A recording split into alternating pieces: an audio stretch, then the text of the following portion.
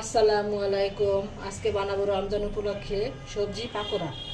এটা আমি সবজিগুলো নিয়েছি: বাঁধাকপি, আলু কুচি, গাজর, ধনিয়া পাতা, কাঁচামরিচ। এখন দিয়ে দেব স্বাদ মতো লবণ,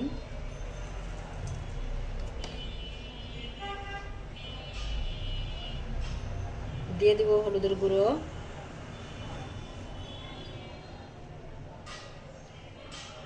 মরিচের গুঁড়ো, পেঁয়াজ কুচি,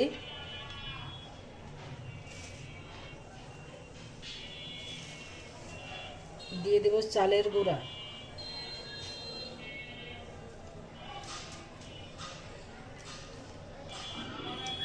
একটা মশলা দিব, ম্যাজিক মশলা,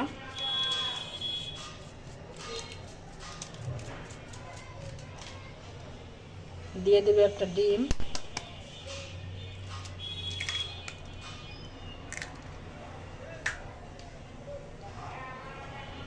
এটা এখন আমি ভালোভাবে মিক্স করব হাতের সাহায্যে।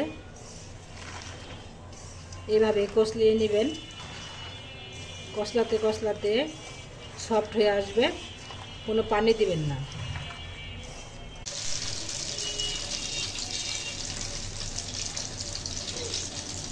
এটা আমি সবজি পাকোড়াগুলো ভাজতেছি।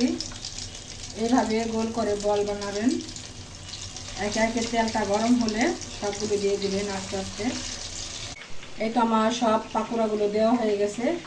এখন আস্তে আস্তে ভাজবো, পরে উল্টে দিব। এই তো আমি পাকোড়াগুলো আস্তে আস্তে উল্টে দিছি।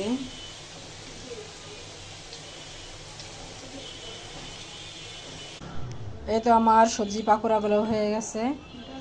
ভালো লাগলে লাইক, কমেন্ট, সাবস্ক্রাইব করবেন এবং শেয়ার করবেন।